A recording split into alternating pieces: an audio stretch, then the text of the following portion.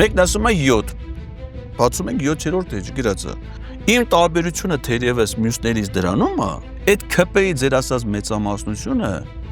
հերթ են կանգնելու կան անվստահության գործընթացին կողմ քվեարկելու համար։ Նախաձեռնության տերը ինքը չի։ Նախընտրական ցուցակները, որ կազմեն առաջի տողը դատարկ են թողնելու։ Մի ժամ է պետք, որ 2024 թվականի մայիսի 9-ի ժողովուրդը նորից հավաքվի ազգային ժողովի շենքի մոտ։ Այդ մի ժամը տեղի է ունենալու առաջիկայում։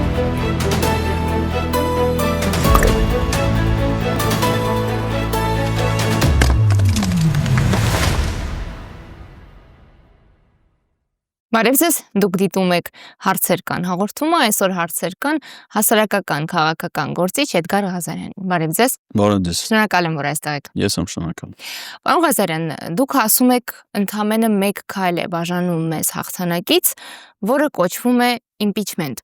Եվ նաև նշել եք, որ շատերին անհավանական թվացող այդ հաղթանակով կարող ենք փրկել Հայաստանի Հանրապետությունը։ 2022 թվականին, երբ դուք հրավիրեցիք հանրահավաք, սկսել եք հետհաշվարկ Նիկոլ Փաշինյանի հրաժարականի։ Գուցե դուք այս անգամ եք ձեր հաշվարկներում սխալվում։ Ես այն ժամանակ չեմ սխալվում։ Այն ժամանակ տեսեք ինչու մեր օգոստոսի 23-ի հանրահավաքի տրամաբանությունը։ Ես առանձնացրել էի Նիկոլ Փաշինյանին իշխանությունից հեռացնելու բոլոր հնարավոր իրավական մեխանիզմները։ Դրանք 3-ն էին. հրաժարական, իրավական գործընթաց եւ անվստահություն կամ impeachment։ Ես նախատեսել էի իր հետ հանդիպում, որպեսզի իր հետ քննարկեմ իր հրաժարականի հարցը, նախապես էի հայտնել այդ մասին, ոչ միայն հրապարակային հայտարարություններով, այլ գնացել էի ազգային կառավարության վարչապետի աշխատակազմ, գրանցվել է էլեկտրոնային եղանակով հանդիպման համար, այսինքն ինքը տեղյակ էր, իրան զեկուցել եմ վերստահաբար, պաշտոնական խողովակներով, հանդիպում էի խնդրել, ժողովրդին խնդրել ասում եկեք ինձ օգնեք այդ հանդիպումը, որպեսզի կայանա։ Ինքը խուսափեց այդ հանդիպումից, ճիշտ այնպես, ինչպես ոնց որ հիմա իմ հետ խուսափում են բոլոր ԿՊ-ականները, բոլոր հնարավոր հանդիպումներից։ Հիմա ազգային ժողովում եմ, չէ՞, գնում ընդունելության, եթե ԿՊ, եթե Էդգար Ղազարյանն է, իրանք վախենում են իմ հետ հանդիպումից։ Նիկոլ Փաշինյանի գլխավորությամբ նրանք վախենում են իմ հետ շփվելուց։ Սա չկայացավ այդ հանդիպումը։ Ես հետո հարց բարձրացեցի դիմելով գլխավոր դատախազին, այն ժամանակ Արթուր Դավթյանն էր, որի պաշտոնավարմանը մնացել էր ընդամենը 2 շաբաթ, որ ինքը ի պաշտոն է հանդես գա, կատարի իր պարտականությունը եւ մեղադրանք առաջադրի Նիկոլ Փաշինյանին իր գործած բազմաթիվ ենթադրել հանցագործությունների համար, հստակ նշելով թե որոնք են այդ հանցագործությունները։ Գլխավոր դատախազը ցավոք սրտի այդ քայլին չգնաց եւ դարձավ հանցանքի հասնակից։ Երրորդ ճանապարհը ես հենց այդ օրը հրապարակում հայտարարեցի, որ դա ազգային ժողովի կողմից վարչապետին անվստահություն հայտնելու գործընթացն է։ Ցավոք սրտի այդ օրվանից մինչ օրս ազգային ժողովում, չէ, մի քանի օր առաջ սկսել է մի գործընթաց Հովիկ Ղազարյան, Հակոբ Ասլանյան նախաձեռնությամբ, շատ կասկածելի դրան եթե անհրաժեշտ կլինի կանդրադառնանք, ընդդիմադիր ամենայն դեպս դիրքավորում ունեցող պատգամավորներից ոչ մեկը մինչ օրս չի սկսել վարչապետին անվստահություն հայտնելու գործընթաց։ Այսինքն ես ոչ թե իմ հաշվարկներում եմ սխալվել, ես գնացել եմ Նիկոլ Փաշինյանի իշխանությունից հեռացնելու օրինական սահմանադրական ճանապարհով, բայց բախվել եմ դիմադրության, ցավոք սրտի դիմադրություն, անդիմադիր խմբակցություն։ Հա, պարոն Ղազարյան, բայց երբ ասում ենք հաշվարկներ, նկատի ունենք նաև դուք ռիսկերը, դիմադրության հնարավոր ռիսկերը նույնպես պիտի այդ հաշվարկներում ներառեիք։ Հաշվարկը հենց դրանով է հաշվարկը։ Հա, այսինքն պետք է ներառել, որ Նիկոլ Փաշինյանը կարողա չգար հանդիպման։ Այո։ Հետո չեկավ։ Բայց Անցանք հաջորդին։ Այսինքն եթե իր այդ հանդիպում ես եւ ինքը հասկանում է, գիտակցում է, որ պիտի հրաժարական տա, խնդիրը լուծվում է։ Տեսեք նույն տրամաբանությամբ առաջնորդվեց նաեւ մեր սիրելի Բագրատ Սրբազանը, չէ՞։ Մայիսի 9-ին, երբ որ նա եկավ հասավ հանրապետության հրապարակ, անհամեմատ ավելի բազմամարդ էր հանրապետության հրապարակը 24 թվականի մայիսի 9-ին, քան իմ նախաձեռնած հանրահավաքը, անհամեմատ։ Եվ դա պայմանավորված էր իր բացառիկ ունակություններով, իր գրագետ նպատակադրմամբ, ժողովրդի կողմից նրա նկատմամբ ունեցած հարգանքով, սիրով։ Նույն բանը, նույն ճանապարհով գնաց նաև Բագրատ Սրբազանը, չէ՞։ Այսինքն ժամանակ տվեց Նիկոլ Փաշինյանի մեկ ժամանակ, ասում էր դու ասում ես մարդիկ դուրս կգան փողոց, ես հրաժարական կտամ։ Խնդրեմ, մարդիկ դուրս են եկել փողոց, հրաժարականը տու խելամտորեն գնա։ Նա չկատարեց այդ պահանջը։ Այնուհետև Բագրատ Սրբազանը ինչ օրակարգ առաջ դրեց։ վարչապետին անվստահություն հայտնելու գործընթաց։ Ոչ ես, ոչ Բագրատ Սրբազանը չենք կարող նախաձեռնել վարչապետին անվստահություն հայտնելու գործընթաց։ Դա պետք է անեն ազգային ժողովի падգամավորները։ Հիմա падգամավորները չեն անում դա։ Հիմա ստացվում է, որ մենք պետքա մեր ժողովրդով հավաքվենք, խնդրենք նորից մեր падգամավորներին, նամակ գրել ենք արդեն, նամակում այդ խնդրանքը ներկայացրել ենք բոլոր 107 падգամավորներին, փորձում եմ հանդիպել, որոշ դեպքերում падգամավորների հետ հանդիպումները կայանում է, եթե դրանք ԿՊ-ից չեն, որոշները խուսափում են դեռևս, միևնույն այդ հանդիպումները կայանալու է, եւ իրենք իրենց պարտականությունը պիտի կատարեն։ Լավ, պարոն Ղազարյան, եթե ընդհանրապես մեկ քայլ է Բաղդալի նպատակից, ապա ո՞րն է ռացիոնալ բացատրությունը, որ այդ մարդիկ չեն գնում այդ մեկ քայլին։ Իրանք գնացել են սխալները կրկնելու ճանապարհով։ Դրա համար չեն հասնում այդ քայլին։ Այսինքն ճիշտ քայլը թողած, որը բերելու է խնդրի լուծման, թողել են մի կողմ, գնացել են պարբերաբար նույն սխալը կրկնելու ճանապարհով։ Ասենք հայրենիքի փրկության շարժում, դիմադրություն շարժում, սրբազան պայքար, հիմնական նպատակադրումը ո՞րն է եղել։ Նիկոլ Փաշինյանի հրաժարականը։ Դե հիմա տենում ես հրաժարական չի տալի, ու ինքը ոչ մի նշաններ ցույց չի տալի, ու պարզ է դառնում, որ ինքը հրաժարական չի տալու։ Հիմա հաջորդ ամեն անգամ այդ նույն սխալը կրկնելու իմաստը ո՞րն է։ Նշանակում է պետք է այդ գործիքը համարել արդեն սպառված եւ անցնել մյուսին։ Մյուսը անվստահության գործընթացն է, որը մինչև հիմա այդ շարժումները կազմակերպված падգամավորներից, համակարգած, ղեկավարած, մասնակցություն ցուցաբերած ոչ մեկը այդ քայլը չի արել։ Իսկ այդ մեզ այդ որոշումից բաժանում է այդ մի քայլը, որովհետև եթե падգամավորները անվանական քվեարկությամբ 54 կողմ ձայնով ասում են, որ իրենք անվստահություն են հայտնում Նիկոլ Փաշինյանի կառավարությանը, ըստ սահմանադրության կառավարությունը համարում է հրաժարական ներկայացրած։ Այսինքն եթե ինքը կամովին չի տալի հրաժարական, ազգային ժողովը ինքն է կայացնում այդ որոշումը, որովհետև այդ կառավարությունը ձևավորել է ազգային ժողովը։ Մեծամասնություն ազգային ժողովում ԿՊԱ-կաններն են։ Չկա ազգային ժողով մեծամասնություն այդ հարցի լուծման համար, միանգամից եմ ընդհատում ձեր հարցը կներեք, որովհետև ազգային ժողովի կանոնակարգը առանձնացնում է որոշումներ, որոնք կայացնում են խմբակցություններ։ Այդ դեպքում կարևոր է թե մեծամասնությունը ովքեր են խմբակցությունում, քանի падգամավոր է եւ այլն։ Այն որոշումը, ինչը վերաբերվում է վարչապետին անվստահություն հայտնելուն, թե նախաձեռնություն հայտնելու իմաստով, թե դրան միանալու իմաստով, թե վերջում քվեարկության իմաստով, խմբակցության բառի հիշատակում գոյություն չունի։ Մեծամասնություն, փոքրամասնություն, կանայք, երիտասարդներ, ազատներ, ամուսնացածներ, գեշեր, սիրուներ չկան։ ԿՊ падգամավորները գերակշռում են։ ԿՊ падգամավորներից երկուսը արդեն նախաձեռնել են վարչապետին անվստահություն հայտնելու։ Այդքանով հանդերձ գերակշռում են։ Այսինքն երկուսը արդեն սկսել են, չէ՞, անվստահություն։ Դե, որովհետև թիրախավորվեցին եւ իրենք պիտի հեռանային։ Հիմա եթե նրանք անձնական որևէ պատճառներով հեռացել են, բայց գիտակցել են, որ պետքա վարչապետ, հիմա այդ Հովիկ Աղազյանը իր հիմնավորման մեջ անվստահություն հայտնելու իր ոչխարներին չի հիշատակել, չի գրել, որ ես սկսում եմ իմ անվստահության գործընթացը իմ ոչխարների ճակատագիրը փրկելու նպատակով։ Բայց հասկանում ենք, մոտիվացիան դա է, որքան էլ որ Կապ չունի, հիմա պետքա գնալ յուրաքանչյուր, ես հիմա իմ այդ հանդիպումների իմաստը ո՞րն է, ես ինչի եմ դա անում, մեր մյուս падգամավոր գործընկերները չեն անում, պետքա ես ինչ եմ անում, վերցնում եմ կառավարության գործունեության ծրագիրը, գնում եմ ազգային ժողով,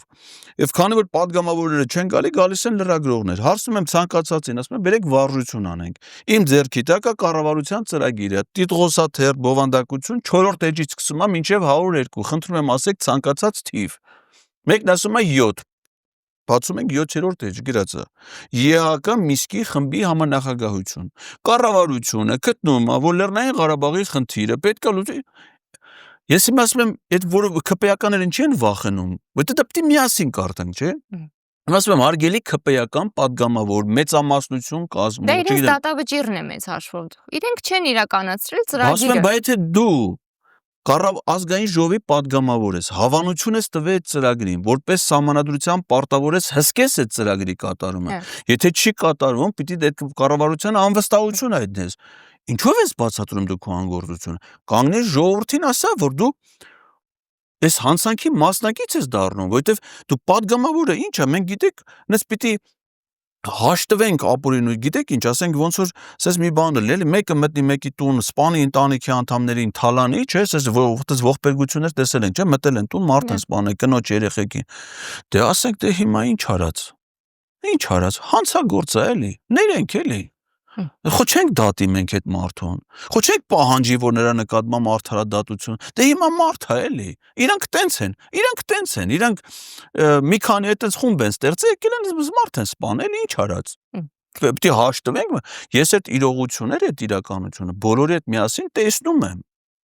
Իմ տարբերությունը թերևս մյուսներից դրանում է, որ ես դրա հետ չեմ հաշտվում։ Այսինքն ես չեմ ասում, դե հիմա Վահագ Ալեքսանյանն է էլի։ Չենք Ալեն Սիմոնյանին չենք նոր եք ճանաչում Ալեն Սիմոնյանին։ Ալեն Սիմոնյանը կարա ասի, որ ադրբեջանցիները կարան գան ապրեն Հայաստանում ու Ադամի շուկայում էլ կարելի է մարդ առնել ծախել, ենթադրում է, որ իրանն էլ են ընդեղից առե։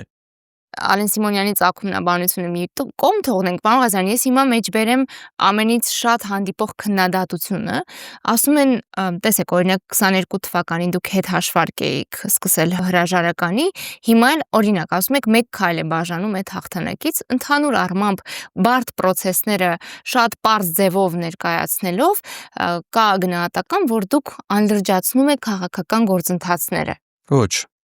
Այդ քաղաքական գործընթացները չափազանց լուրջ են եւ ես դրանով ուղղակի ուզում եմ մարդկանց ասել, որ իրանք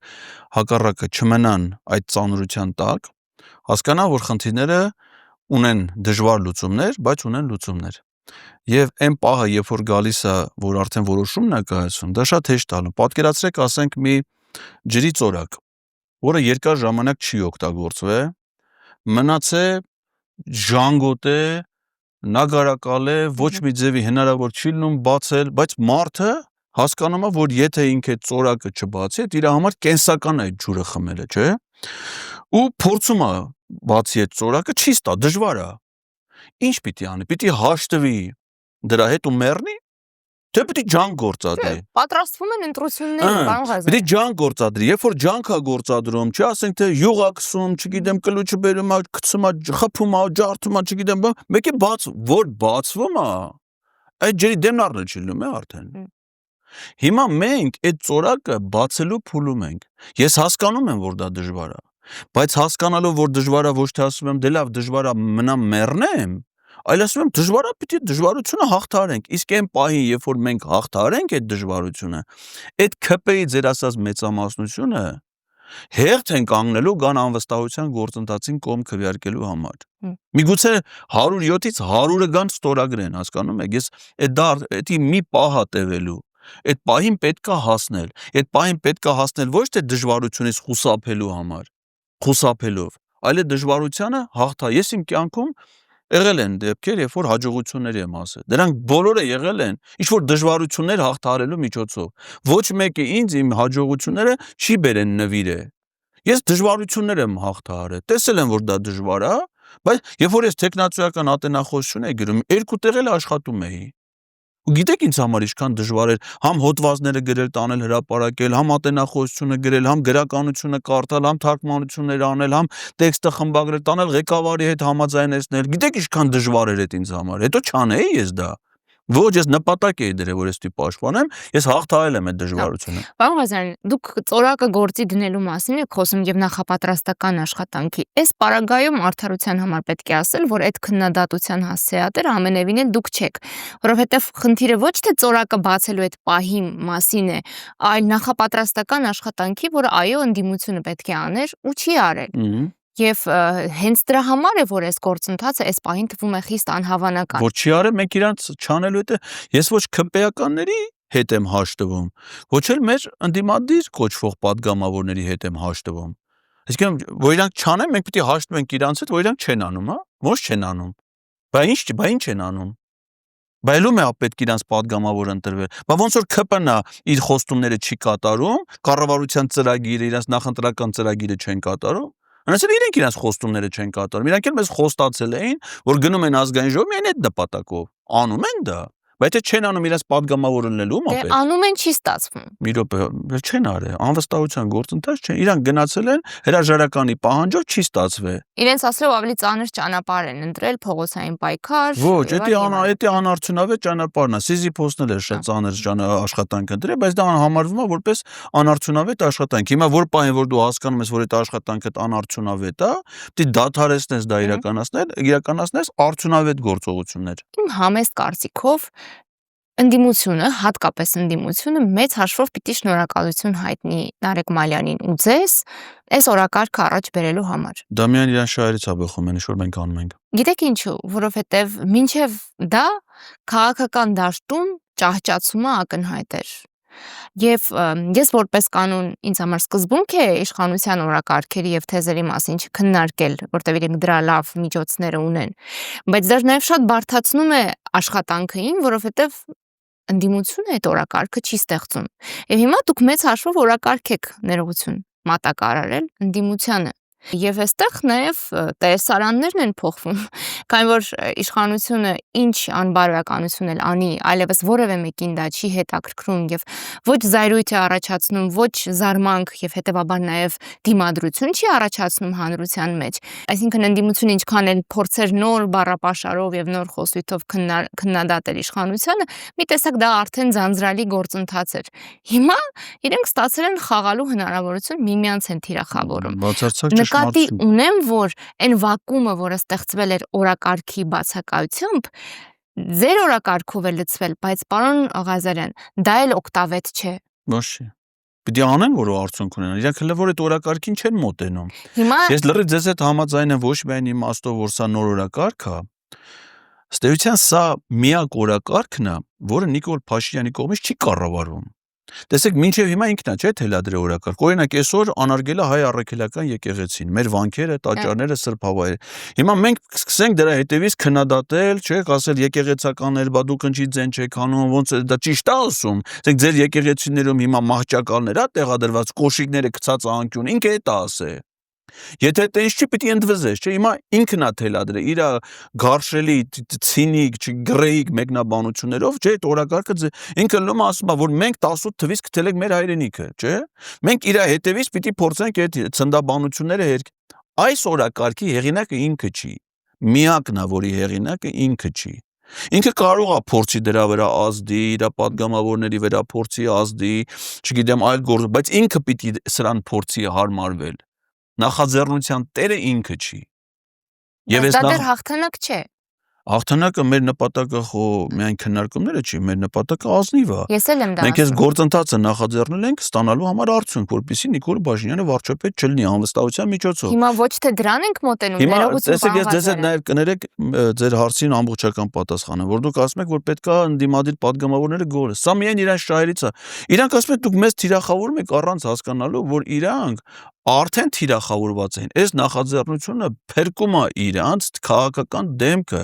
որովհետև եթե իրանք միանում են այս նախաձեռնությանը, իրանց ամբողջ ջանքերը ներդնում են դա իրագործելու կյանքի կոչելու համար, իրանք քաղաքականապես փրկվում են։ Հակառակ դեպքում այս նույն բաները իրանց ցանկացած պահի որ մեկն ասելու է, չէ։ Իրանք այս ձևով ոնց են գնում ընտրությունների։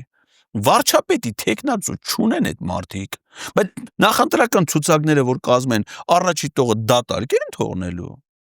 Բայց եթե դուք քաղաքական ուժեր եք, ազդեցիկ ուժեր եք, լոգոներ ունեք, բաներ, ցանկացած իրավիճակի համար վարչապետի տեխնացու չունեք դուք։ Վախենում եք մտնեք քաղաքակ, հա ձեզ կքննադատեն, հա։ Ես չեմ վախենում։ Հիմա ինձ հայոյում են, վիրավորում են, օրհնում են, աջակցունել են, ամեն ինչ ոչ այդ օրհնանքից, քաջալերանքից ես sense ոգևորվում եմ, ընկնում եմ աստղային տարերքի մեջ, ոչ էլ այդ հայոյանքները ինձ վերաբերելի եմ համարում։ Ես նպատակ եմ դրել եւ այդ նպատակի հետևից գնում եմ, ինչքան էլ դա դժվար լինի։ Ցավոք սրտի ինձ այս պահին մեր քաղաքական դաշտի ուժերը աջակցություն չեն ցույց։ Տեսեք, ասենք օրինակ, ազգային ժողով գնում եմ հանձնաժողովներում հանդիպում։ Ազգային ժողովը այտենց հանձնաժողով չկա, որի կազմում ընդդիմադիր падգամավոր չլինի։ Գիտեն, չէ, որ ես վաղը պետք է գնամ կրթության հանձնաժողով։ Հիմա ինձ հետաքրիր է վաղը պատիվ ունեմ Հայաստան խմբակցությունից այդ հանձնաժողովի անդամները գալ են այդ ընդունելության տեղը նստեն, որ ԿՊ-ականը գասի բոլորին ընդունում են բացի Էդգար Ղազարյանից, ասեն էլ մատ հանգիստ։ Այս մեր հանձնաժողովի ընդունելությունն է։ Ոչ ենք ընդունում Էդգար Ղազարյանին։ Ընդունում ենք Էդգար Ղազյանին, հրավիրեք պարոն Ղազյանին, նստի լսի ինչ ասում այդ մարդը։ Էդգար Ղազյանը չի եկել քեզ ասի, գիտես ինչ, իմ երեխուն կարանք ընդունել տան քեզ ինչ ինստիտուտը, կամ օգնեք ինքը գնա տա։ Ինքը եկել է հանրային հետաքրություն եցող հարցով, դու մեր բոլորի լիազորությունների կատարման հետ կապված հարցով, մենք լսենք մեր Որն է քաղաքացիներին։ խնդիրը, որ դիստանցիա են պահում։ Չեմ հասկանում։ Հիմա իրենք այդ դիստանցիան պահելուց ակամա դառնում են թիրախ, հետո ասում են դե մեզ թիրախավորում եք, թողեք հանգիստ մեր համար գնանք Ռուբեն Ռուբինյանի հետ գործուղումներին։ Չի եք ասում, արի գնանք Ռուբեն Ռուբինյանի հետ հանդիպան, ասենք Ռուբեն Ռուբինյան, դու 2016 թվականի մայիսին Արցախի պաշտպանության բանակի N զորամասում քաղաքացիական պայմանագիր կամավորական ջոկատում մասնակցել ես մարտական խնդրի լուծմանը։ Հիմա քո ծառայության վայրը ինչ ես համարում Ադրբեջանի տարածք։ Դու ռազմական հանցագործ ես թե պետական դավաճան։ Այդ հարցը մենք պիտի տանք մի օր Ռուբեն Ռուբինյանին եւ ՔՊ-ի կամավորական ջոկատի բոլոր անդամներին։ Այդ են չէ հարցնելու։ Դուք փորձել եք անձնական զրույցներ ունենալ, բարձելու թե ինչով է բացատրվում այդ դիստանցիան։ Անձնական գիտեք ինչ, շատ քաղաքական գործիչներ մեր, շատ ազնիվ անկեղծ մարդիկ են, ես նրանց ազնվությունը կասեմ, իրանք հրապարակային ինչ որ ասում են,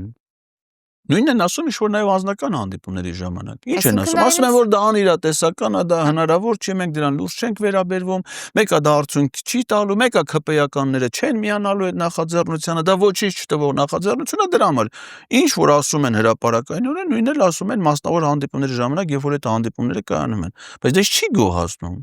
Ասում եմ դուք հաշտվեցիք, հա, այս իրողության հետ։ Իսկ ԿՊ-ականները, ես հիմա ուզում եմ հասկանամ, բայց դաշնակցականները 18 թվին։ Այդ ոնց եղավ, որ 10 օր առաջ ամբողջ խմբակցությունով միաձայն կողմ քվեարկեցին Սերժ Սարգսյանի թեկնածությանը, ընտրեցին վարչապետ, 10 օր հետո ոչ միայն կողմ քվեարկեցին Նիկոլ Փաշինյանը, այլ առաջադրեցին Նիկոլ Փաշինյանի թեկնածությունը վարչապետի պաշտոնում, ամբողջ խմբակցությունով։ Բայց ոնց եղավ։ Ընդհանրապես 18-ի process-ները այլ տրամաբանության մեջ են դիտարկվում։ Կար աշխարհաքաղաքական կոնսենսուս, եթե լինի այս դեպքում էլ Լավ, հիմա ինչ է, կոնսենսուս։ ՔՊ-ից մարդ դուրս չի գալի, բա 20 թվին նոյեմբերի 9-ի հայտարարությունից հետո ՔՊ-ի 5 падգամավորները ոնց եղավ որ դուրս եկան ՔՊ-ից։ Ոչ մի ժողովրդական ընդվզում չկար, ոչ մեկ իրանց չէր գնացել պահանջել, ոչ մի բան։ Մարդիկ իրանց գիտակցությամբ, չէ, 5 падգամավոր ասեն, մենք խափեցիք դուք մեզ, մենք ուրիշ բանի համար էինք հավաքվես։ Լավ, պարոն Ղազյան, ԿՊ-ականների մեջ կան մարդիկ, որոնց պոտենցիալը դուք բարձր եք գնահատում ձեր Դա իրանց կողմ բոլորի թեքվել։ պարտական, ես իրանց տենց մարդկային, մասնագիտական հատկանիշները, ես իրանց մեծամասնությանը ոչ էլ ծանոթ եմ, շատ քիչ մարդ կա, որ ես անձնապես երբևէ առնչվել եմ, դրանք են մարդիկ են, ովքեր նախկին իշխանություններում, դրանք անձնապես ճանաչել եմ, որ իհարկե ոչ մեկի հետ դրական չի տպավորությունը, Սերգեյ Բագրատյան, ասենք Շիրակ Թորոսյան, որոնք որ հանրապետական ԲՀԿ այդ առնչությունը։ Բայց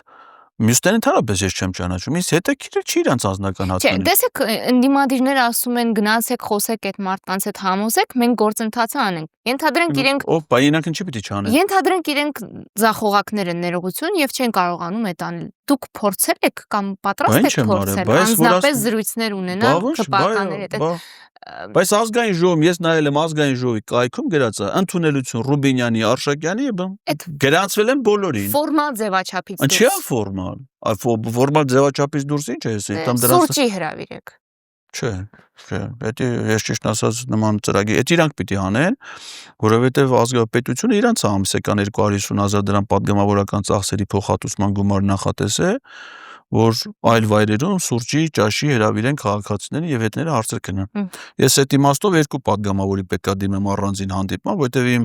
նամակին ընդամենը երկու падգամավոր է ՔՊ-ից գրավոր պատասխանը, մեկը Թաքուի Ղազարյանը, մեկը Վահագն Ալեքսանյանը։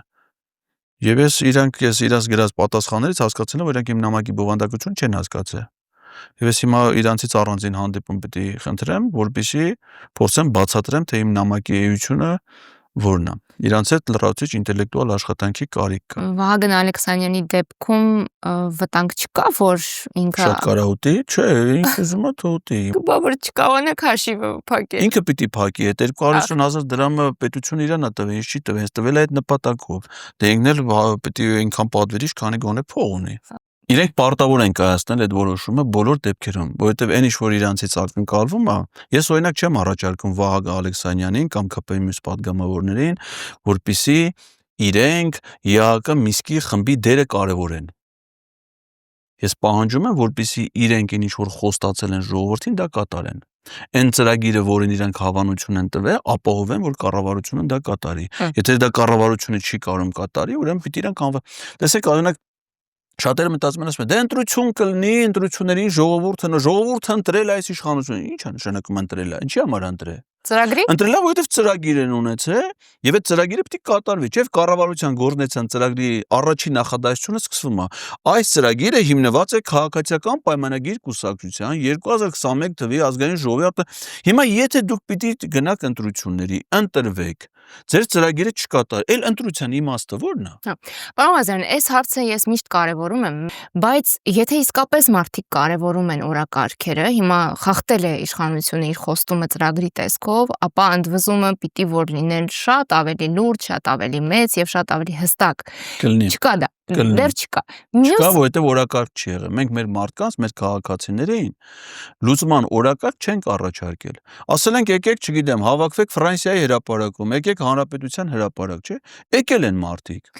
Հա, ասում ենք մարդկանց Իրենց ծրագիր է։ օրակարգ չի առաջարկել, որտեղ իրանց մասնակցությունը, հետագա ֆիզիկական մասնակցությունը փողոցում գտնվելը կարա նպաստի խնդրի լուծմանը, որովհետև փողոցում տեղի է ունեցել process, գեներացիա, որը չի ունեցել քաղաքական ձևակերպում։ Դուք ունեք այդ բոլորը։ Անվստահությունն է։ Հիմա որ պահին, որ այդ impeachment-ի գործընթացը մենք ունենանք վարչապետի տեխնացու, որի շուրջ համախմբված լինեն մեծ թվով падգամավորներ, եւ մենք գնանք այդ ԿՊ-ի падգամավորների հետ հանդիպումների մեր տեխնացույով ամբողջ թիմով հրավիրենք ենթադրենք խորհրդարանական լսումներ։ Ասենք եկեք քննարկում ենք խորհրդարանում կառավարության գործնեության ծրագիրը։ Հիմա այս պահին ազգային ժողովում սկսում է մեկնարկումը 2024 թվականի բյուջեի կատարման հաշվետվության քննարկումը։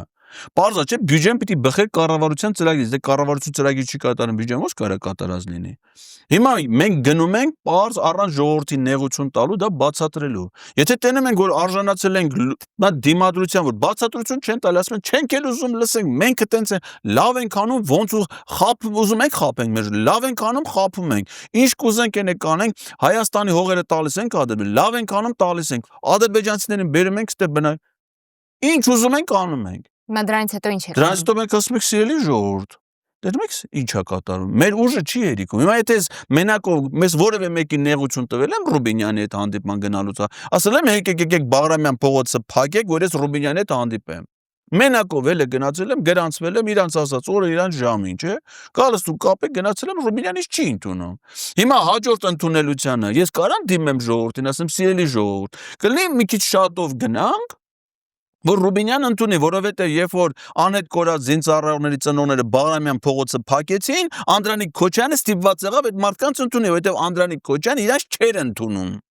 Անդրանիկ Քոչյանը մենակ կարա իրանց զավակներին դարձնի անհետ կորած։ Ու ինքը չկորի, ինքը հայտնվի, իր ցոփուշով այդ կյանքը վայելի, Ալեն Սիմոնյանը կարա տներ ունենա, BMW առնի նրանց կյանքի հաշվին,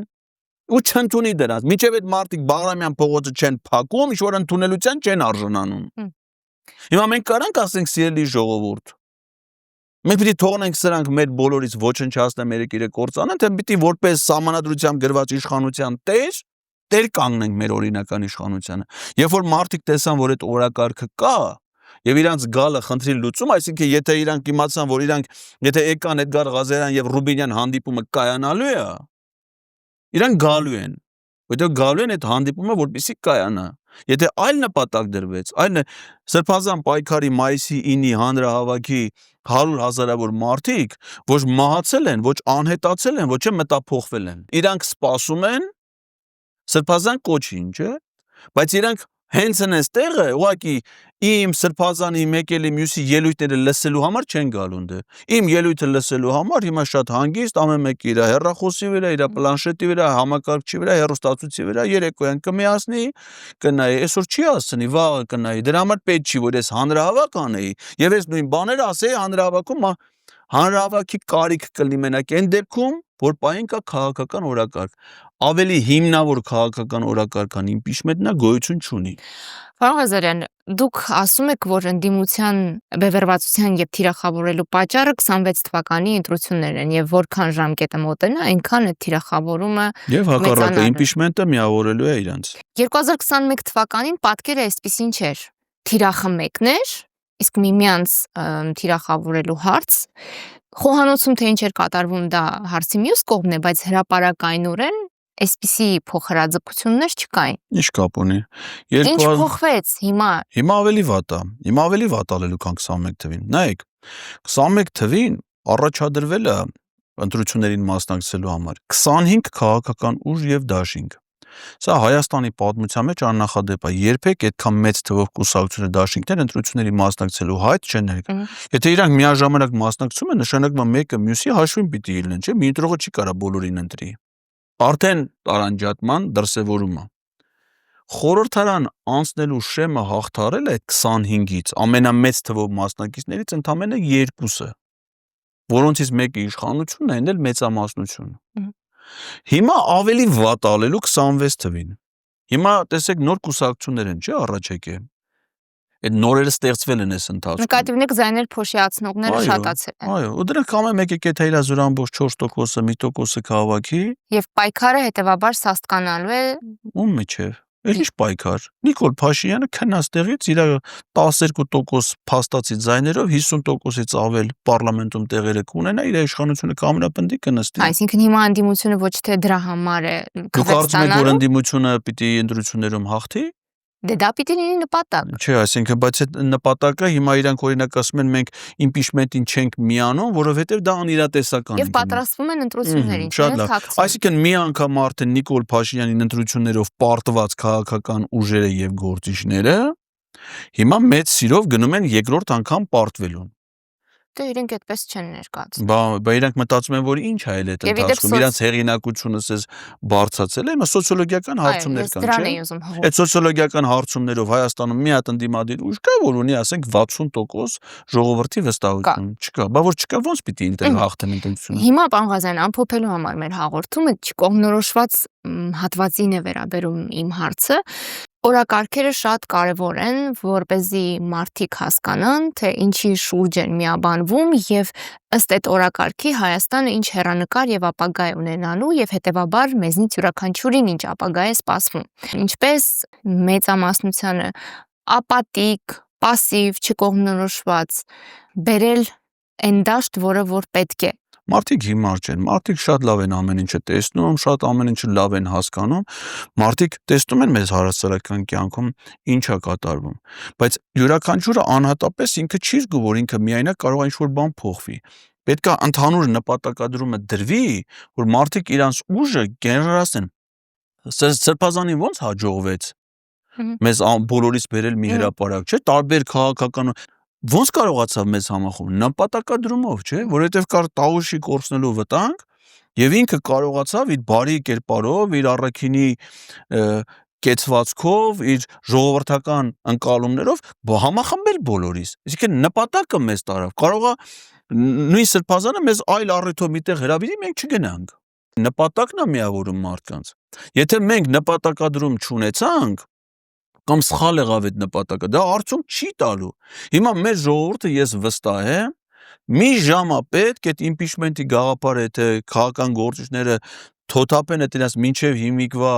այս անհիմն որևէ հիմնավորում չունեցող մտքերը կպնեն այս գաղափարին եւ բոլորս միասին այդ գաղափարը առաջ տանենք։ Մի ժամ է պետք, որ մայիսից 2024 թվականի մայիսի 9-ի ժողովուրդը նորից հավաքվի ազգային ժողովի շենքի մոտ։ Մի ժամ է պետք։ Երևանը 1.2 միլիոն բնակիչ ունեցող քաղաք է, որի ամենահեռու ծայրամասից քաղաքի կենտրոն հասնելու համար կես ժամ է պետք։ Հայաստանի բոլոր մեծ քաղաքների մեծամասնությունը Երևանից գտնվում են ամենաշատը 40 րոպե հեռավորության վրա։ Այդ մի ժամը տեղի է ունենալու առաջիկայում։ Պարոն Ղազարյան, ես արդեն ոնց որ դա մի անգամ տեսածել եմ։ Հա, ռետորական հարց։ Ինչքան ժամանակ է պահանջվելու, որ այդ նպատակադրումը միասնական ի վերջո տեղի ունենա, որ ոչ թե դուք դա, ասենք, ձեր գլխում տեսնեք այդ պատկերը հաջողության ու հաղթանակի, այլ գետնի վրա, որովհետև 2021 թվականից ամեն նոր լրատվական ռեժիմով դրա մասին խոսվում է։ Այդ խոսակցությունները միայն օգուտ են տվել, ես կարծում եմ, որ մինչև հիմա տեղի ունեցած շարժումներն էլ միայն օգուտ են տվել, որովհետև հասարակական կարծիք, հասարակական տրամադրությունները դրա արդյունքում են նաև ինչ-որ իմաստով ձևավորվել, գեներացվել, Եվ մեզ ընդամենը մի պահապ, ոնց որ եսի գրառման մեջ է ասել դուք մեջ բերեցիք, ընդամենը մեզ մի ակնթարթ է բաժանում այդ հաջողությունից։ Այդ ջրի ծորակը եթե մեզ հաջողվի ինչ որ մի ձևով այդ ժանգը քիրել եւ բացել, այդ ջուրը հոսելու է շատ մեծ արագությամբ, այդ ջուրը լինելու է կենարար բոլորի համար, ովքեր որ այդ ծորակը կբացեն։ Շնորհակալություն։ Ես եմ շնորհակալ։